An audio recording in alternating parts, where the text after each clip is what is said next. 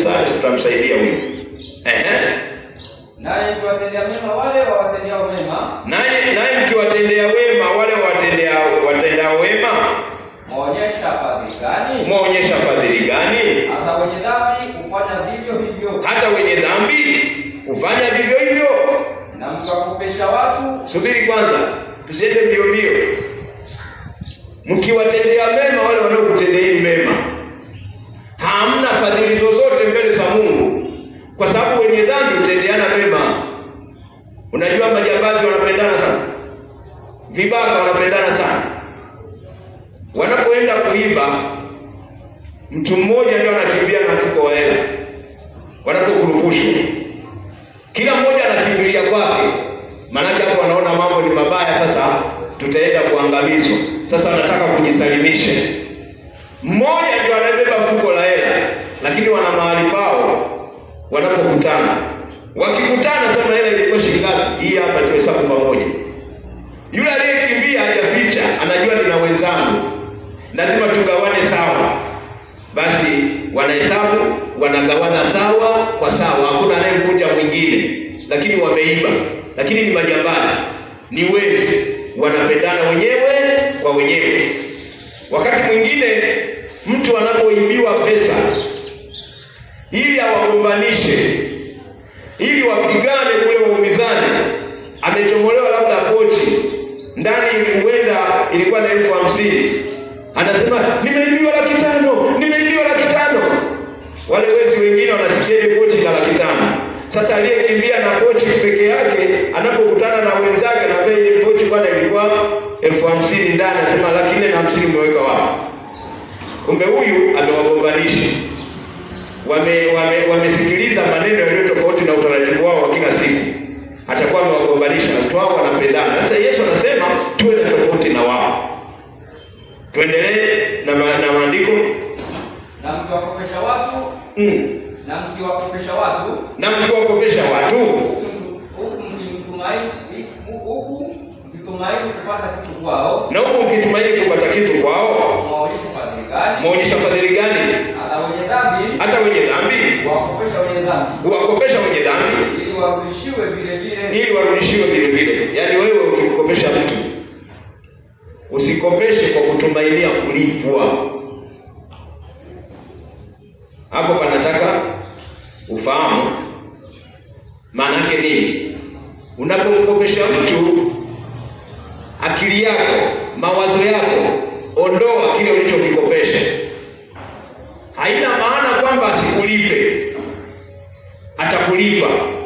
Anaweza kukulipa kwa wakati ulio tofauti na wewe matarajio yako, lakini akili yako muda wote usije ukasema nimemkopesha fulani, alafu ukimuona hivi unamchukia kwa sababu umemkopesha bado hajakulipa. Kwa sababu anafanya makusudi yule, nimemkopesha, alikuwa na shida kweli kweli. Yesu anasema wenye dhambi wanakopeshana wenyewe kwa wenyewe, wakatumaini kulipwa, kurudishiwa walichokikopa. Sasa wewe unaweza usirudishiwe. Unapokosa, yule mtu anapokosa kukurudishia alichokukopa, iwe kwa makusudi, iwe kwa kukosa kwake, roho yako haitaumia na wala hautatenda dhambi. Maana utakapomnung'unikia mtu yule itakuwa umetenda dhambi, itakusababishia uongee maneno machafu kwa ajili yake, kwa sababu akili yako, mawazo yako, bajeti yako umeiweka kwenye kile ulichokikopesha. Sasa Yesu anaposema wanapokopesha usitumainie kulipwa, haina maana hautalipwa, lakini mawazo yako ukiweka kulipwa, yule mtu kakosa cha kukulipa, tayari atakuwa adui yako, tayari mtagombana. Wewe sahau, kisha kukopesha sahau. Bwana Yesu asifiwe sana. Yaani pale unapokopesha, unakopesha ukijua kabisa huyu namsaidia, akija kunilipa utapokea, hawala hujakosea. Asipokulipa hautaumia, kwa sababu Yesu anasema ukikopesha usitumaini kulipwa. Tuendelea maandiko yanafuata. Bali wapendeni adui zenu. Tendeni mema. Na kukopesha. Msitumaini kupata malipo. Na thawabu yenu itakuwa nyingi. Nanyi mtakuwa wana walio juu. Kwa kuwa yeye ni mwema kwa wasio mshukuru. wasiomshukuru na waovu. Na kwa yeye ni mwema kwa wasiomshukuru na waovu. Mungu ni mwema kwa watu wote. Hilo jambazi likiiba, Mungu analipatia mvua, Mungu analipatia jua, Mungu analipatia uzima, Mungu analipatia afya. Kwa sababu gani? Anamwachia nafasi ya toba. Sasa nasema kama yeye anapenda watu wote, na nyinyi mpende watu wote. Basi iweni na huruma. Basi iweni na huruma. Kama baba yenu alivyo na huruma. Kama baba yenu alivyo na huruma. Ndio. Bwana Yesu apewe sifa sana. 37. Msihukumu. Nani hamtahukumiwa. Msilaumu. Nani hamtalaumiwa. Achilieni nani mtaachiliwa. Wapeni watu vitu. Nani mtapewa. Kipimo cha kujaa na kushindiliwa. Na kusukwa hata kumwagika. Ndicho watu watakachowapa vifuani mwenu. Ndicho watu watakapowapa vifuani mwenu. Kwa kuwa kipimo kile kile mpimacho ndicho utakachopimiwa. Yaani kile kidogo unachokitoa utapata kidogo sawa sawa na kidogo ulichokitoa kwa mwingine, na kile kikubwa unachokitoa utapata kikubwa sawa sawa na kile kikubwa ulichokitoa. Yesu anasema mkiwapa watu vitu, nani mtapewa kama vile mnavyotoa, kwa kiasi kile kile, kwa kipimo kile kile. Sasa jitahidi kutoa kikubwa kuwapa wengine. Jitahidi kutoa kikubwa kuwapa wengine. Nikisema kikubwa nafikiri mnaelewa. Sasa nisoma hapa, tutasoma kwa sababu tumesoma hapo kwa kirefu na imeeleweka vizuri. Nisome hapa Kiswahili cha kisasa. Nasema kama mkiwapenda tu wale wawapendao, mwapata sifa gani? Hata wenye dhambi huwapenda wale wapendao. Tena mkiwatendea mema wale tu wanaowatendea ninyi mema, mwapata sifa gani? Hata wenye dhambi hufanya vivyo hivyo. Tena mnapowakopesha wale tu tena mnapowakopesha wale tu mnaotegemea wawalipe, mwapata sifa gani? Hata wenye dhambi huwakopesha wenye dhambi wenzao, wakitarajia kulipwa mali yao yote. Lakini wapendeni adui zenu, watendeni mema, wakopesheni bila kutegemea kurudishiwa mlichokopesha, ndipo thawabu yenu itakuwa kubwa, nanyi mtakuwa wana waliye juu sana, kwa sababu yeye ni mwema kwa watu wasio na shukurani na waovu. Iweni na huruma kama baba yenu alivyo na huruma. Msihukumu, nanyi mtahukumiwa. Msilaumu, nanyi mtalaumiwa. Samaheni, nanyi mtasamehewa. Wapeni watu vitu, nanyi mtapewa kipimo cha kujaa na kushindiliwa na kusukwasukwa hata kumwagika. Ndicho watu watakachowapa vifuani mwenu, kwa kuwa kipimo kile kile mpimacho ndicho mtakachopimiwa. Bwana Yesu asifiwe sana. Kwa hiyo tunapoweka utaratibu huu, tuna maana ya kwamba tujifunze kuliishi neno. Tunaposema wakati fulani ni siku ya kuwasaidia wenye uhitaji, ni maana yake nini? Tunajifunza tuliishi neno. Nataka niwaambie wenzetu Ulaya, kati ya somo waliloliweza na limefanikiwa kwao ni hili la jinsi ya kutoa vitu kuwapa wengine. Na ndio maana Afrika hii, Tanzania hii, Mivumoni hii, mtu akikuona umefuatana na mtu mwenye rangi nyeupe, akili yake anasema mtu yule kapewa pesa. Yaani wewe hapo ukionekana umefuatana na mtu mwenye rangi nyeupe, wale wanaokuangalia wanasema wewe unazo hela nyingi, umepewa. Lakini maisha ya wazungu ni maisha ya kwetu, hayatofautiana.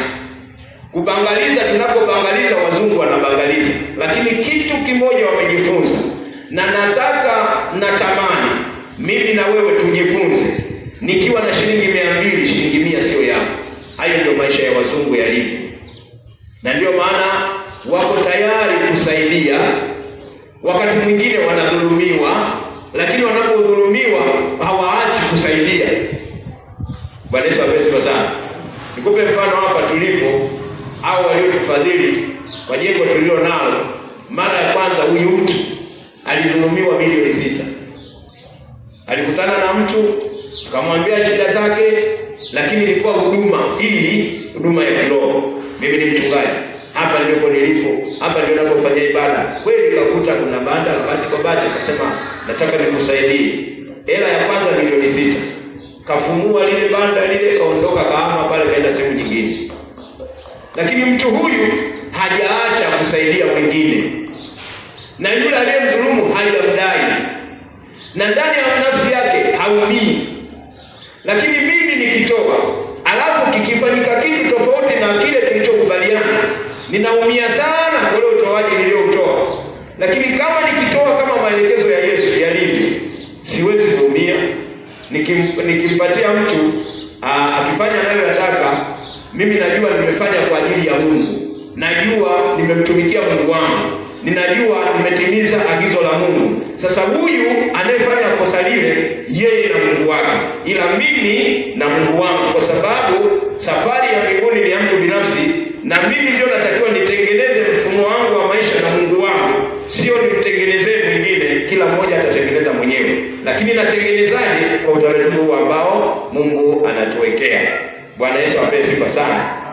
Sasa nataka nikamalizie kitabu kile cha Matendo ya Mitume, sura ile ya 20 aya ya 32 mpaka 36. Lakini aya 35 ina pointi kubwa sana kulingana na hiki tunachojifunza leo. Dini iliyo safi mbele za Mungu, imani ya mahusiano ya kiroho baina yangu na Mungu iliyo safi, ndio ambayo tunajifunza hapa leo hii. Hiyo ndio imani iliyo safi, sio kuhudhuria ibada. Kwa hiyo sio kuhudhuria vipindi, haina maana usihudhurie. Lakini unapohudhuria ibada, usije ukafikiri kuhudhuria ibada peke yake ndio ni utoshelevu mbele za Mungu. No, utoshelevu mbele za Mungu ni yale maisha ambayo tunatakiwa tuyaishi na majirani na watu wengine. Kama mtu hana mpango na wewe, usiumie, mwacha endelee na mambo yake, maana katika kufanya hivyo unakutana na watu ambao wanakuchukia, hawakupendi. Ndio maana hapa anasema wapendeni adui zenu. Kuna watu watakuchukia, kuna watu watakuelewa vibaya, lakini achana na wale watakaokuelewa vibaya. Wewe unatakiwa ueleweke vizuri na Mungu wa mbinguni. 20:32 Matendo ya Mitume. Basi sasa nawaweka katika mikono ya Mungu. Sasa nawaweka katika mikono ya Mungu, na kwa neno la neema yake, ambalo laweza kuwajenga na kuwapa urithi pamoja, ambalo laweza kuwajenga na kuwapa urithi pamoja. Ambalo laweza kuwajenga na kuwapa urithi pamoja nao wote waliotakaswa. Na kuwapa urithi pamoja nao wote waliotakaswa. Ngoja nirudie.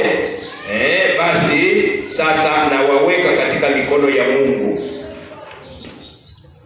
na kwa neno la neema, na neno la neema yake ambalo laweza kuwajenga na kuwapa urithi pamoja nao wote waliotakaswa. Sasa nawaweka mikononi mwa Mungu. 33. Sikutamani fedha wala dhahabu wala mavazi ya mtu. Ninyi wenyewe mnajua kuwa mikono yangu hii imetumika kwa mahitaji yangu na ya wale waliokuwa pamoja nami. Bwana Yesu asifiwe sana. Huyu ni mtume Paulo, anasema ninyi wenyewe mnajua ya kuwa mikono yangu hii imetumika kwa mahitaji yangu na wale waliokuwa pamoja nami katika mambo yote. Nimewaonyesha ya kuwa kwa kushika kazi hii imewapasa kuwasaidia na kuwasaidia wanyonge na kuyakumbuka maneno. Nimeruka hapo mstari wa 34, nimeruka. Anasema ninyi wenyewe mnajua ya kuwa kwa mikono yangu hii nimetenda kazi kwa mahitaji yangu na wale waliokuwa pamoja nami. Mtume Paulo, mtume pia ameitwa, kuna maandiko anasema ni nabii pia. Paulo alifanya kazi kwa mikono yake. Yeye alikuwa fundi wa kushona mahema. Fundi wa kushona mahema. Mimi nashona nguo. Yeye alikuwa fundi wa mahema. Mimi fundi wa nguo. Huyu alifanya kazi, akipata pesa anazitumia kwa kazi ya Mungu. Akawaambia watu wa Tesalonike, akawaambia watu wa Korinto, akawaambia kila mahali, akamwambia Timotheo na wengineo. Sasa hapa anawakumbusha, ninyi wenyewe mnajua ya kuwa mikono yangu hii imetumika kwa ajili ya mahitaji yangu na wale waliokuwa pamoja nanyi. Akasema sikutumainia fedha kwenu wala sikutumainia dhahabu kwenu.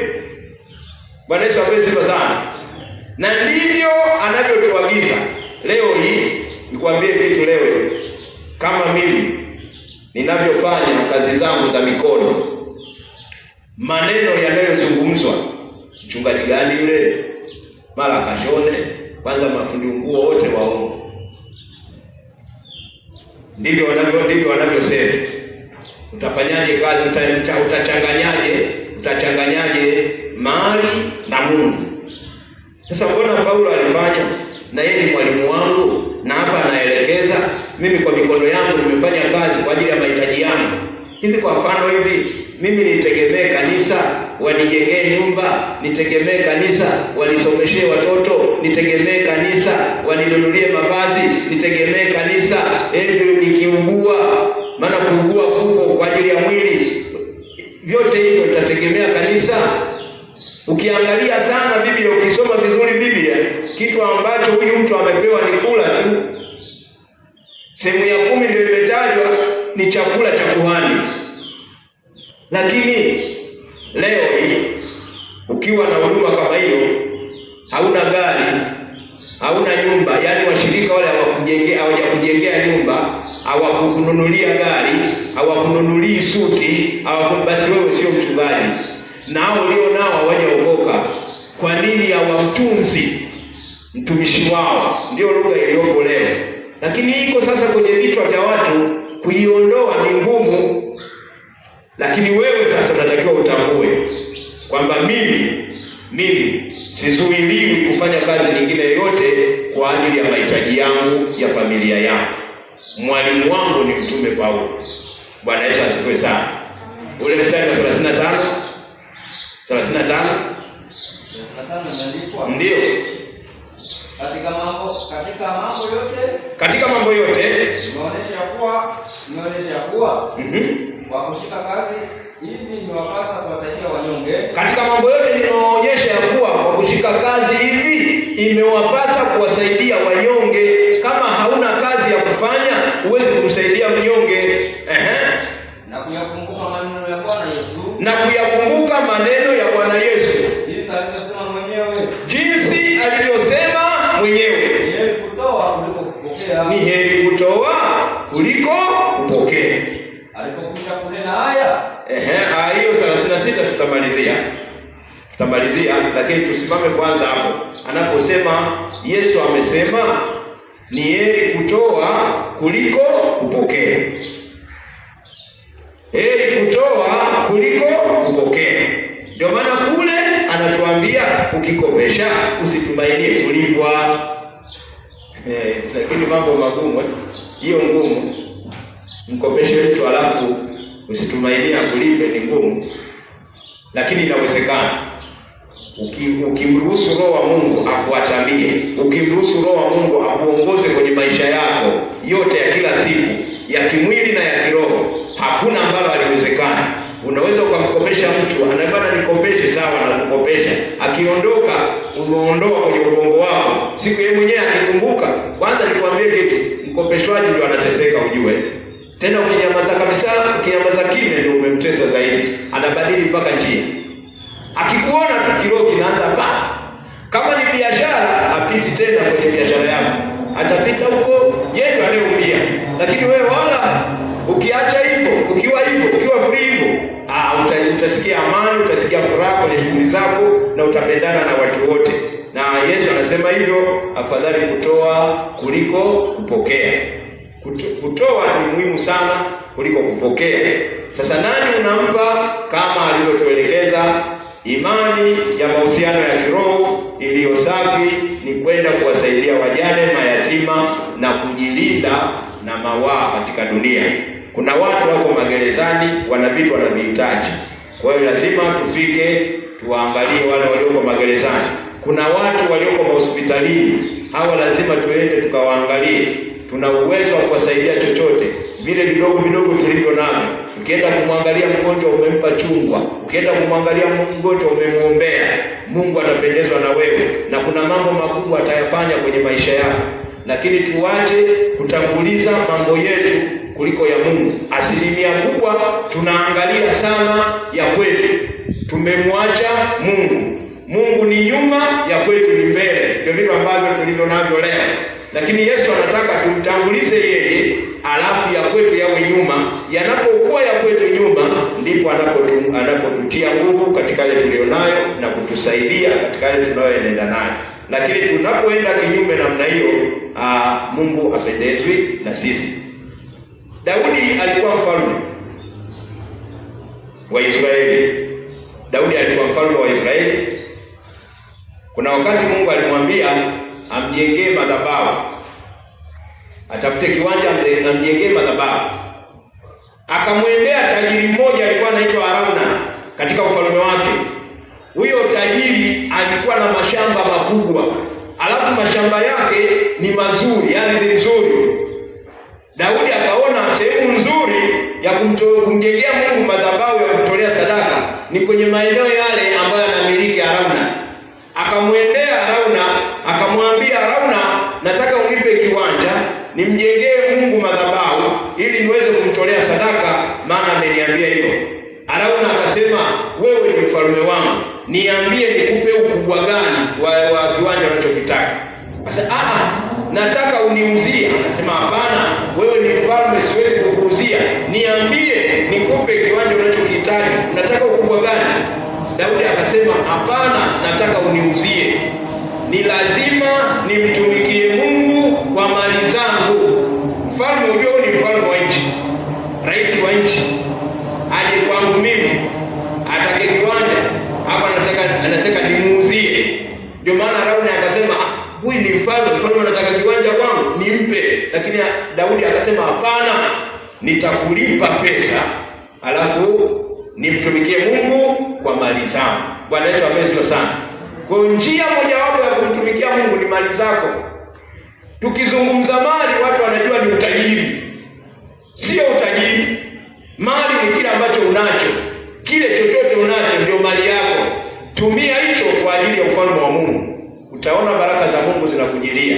Hautanunua mafuta, hautanunua udongo, hautanunua keki, hautanunua zabibu, hautanunua chupi ya upako, hautanunua pipi ya upako.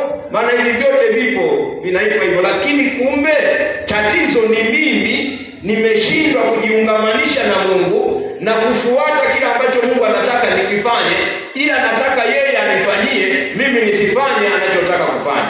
Hicho ndio kitu ambacho tunasumbuka kwa leo hii. Mungu anataka ufanye hivi, wewe hutaki, lakini unataka yeye akufanyie. Matokeo yake ndio wanakuwepo watu wanaotaka fedha. Wataipataje fedha? Wanadili na maisha ya watu. Ndio wanakuambia kabisa, ukipata hiyo, ukitaka hiki nitakupa hiki, nitakupa hiki, nitakupa hiki. Na wewe unatoa fedha, unaenda kuchukua kile. Kwa hiyo unachokiamini ni kile ulichopewa, sio Mungu tena. Utaamini yale mafuta, sio Mungu tena. Utaamini yale maji, sio Mungu. Utaamini udongo, sio Mungu. Utaamini keki, sio Mungu, kwa sababu ulikula keki. Yaani bila keki Mungu hafanyi chochote.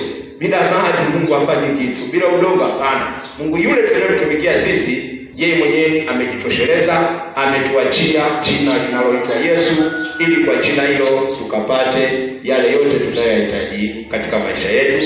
Bwana Yesu apewe sifa sana. Jina la Bwana libarikiwe. Sasa tunaenda kumaliza ibada yetu. Ule mstari wa 36 sasa. Tunaenda kumalizia ibada yetu. Ule mstari wa 36. Ndio. Alipokwisha kunena haya, na mimi ninapomaliza kuyanukuu haya, akapiga magoti.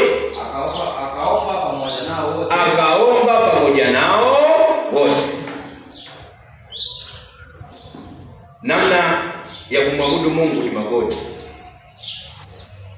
Ndio namna sahihi kabisa kwa asilimia kubwa. Magoti yanaonyesha unyenyekevu. Magoti yanaonyesha sujudu, yaani unyenyekevu mbele za Mungu katika hali ya kicho ni hofu ya Mungu, kwamba unamnyenyekea Mungu. Magoti ndio alama ya unyenyekevu mbele za Mungu. Magoti, kupiga magoti kwa lugha nyingine kunaitwa kusujudu. Maana Daudi katika Zaburi ya 96 mstari wa 5 anasema, njooni, la kwanza tuabudu. Kuabudu ni kutafakari uwepo wa Mungu, uwezo wa Mungu na kusudi la Mungu kwenye maisha yako. Huko ndio kuabudu. La tatu anasema tusujudu. Kusujudu anaposema tunyenyekee. Alafu la nne anasema tupige magoti. Njooni, tuabudu, tusujudu, tupige magoti mbele za Bwana aliyetuumba. Leo hii ninapozungumza na wewe, kwa sehemu kubwa katika maombi yetu tunaomba tumesimama. Na kama mtu ndio ameulamba, akisema apige magoti, anaona anachafua suti yake, anaona anachafua nguo yake nzuri. Hayo yametokana na mapokeo ya wazee wetu waliotuletea imani. Lakini kama hilo jambo haliwi dhambi mbele za Mungu, sio makosa, kwa sababu hayaelezwa mambo mengi ndani ya Biblia kwamba yote yametajwa yakawa hivi, kwa sababu alituacha tu wenye akili. Na ndiyo maana tunatofautiana kati ya kundili na kundili, kwa maana dhebuini na dhebuini, lakini wote wanatenda vyema, kwa sababu alituacha sisi tumtumikie Mungu, tumwabudu Mungu, tusali kwa hiari na kwa mapenzi ya ndani ya nafsi zetu. Tunamwabudu namna gani? Alituacha tuwe free. Kwa lakini njia nzuri sana ningekushauri, mwambie Mungu habari zako, mwambie Mungu shida zako ukiwa umepiga magoti. Ni alama ya unyenyekevu mbele za Mungu. Paulo alipomaliza yale maneno, alipomaliza kuwafundisha wale watu, akapiga magoti kuomba. Ukiendelea mstari wa 37 unasema kabisa, na wale watu wakapiga magoti pamoja naye, alafu wakamkumbatia, wakambusu sana na huku wakilia. Sasa tunaenda kumwambia Mungu atusamehe pale tulipofanya mambo yetu kwanza, alafu Mungu baadaye. Ndio makosa makubwa huwa tunayafanya. Sisi tunafikiria kwanza mahitaji yetu. Mahitaji yale yote anatupatia Mungu. Nimeamka asubuhi na pumzi, nimeamka asubuhi na uzima, amenipa huyo Mungu, yani Yesu. Lakini anaponiamsha anataka nitafakari juu yake na uwezo wake na mamlaka yake, lakini anaenda kuitendea. Badala yake kwanza nitafakari kazi yangu na mahitaji yangu ya nyumbani, baadaye Yesu. Naomba tubadilike. Tuwaze habari za Yesu muda wote, na yeye tumtangulize kwenye shughuli zetu, alafu shughuli zetu zifuate. Unapoenda kazini kwako, liitie jina la Yesu. Ukifika kazini kwako, kabla hujafanya chochote, liitie jina la Yesu. Naomba ukasimame pale ulipo, twende tukamwabudu Mungu wetu, alafu tutaenda kumuomba kwa yale yaliyo mahitaji yetu.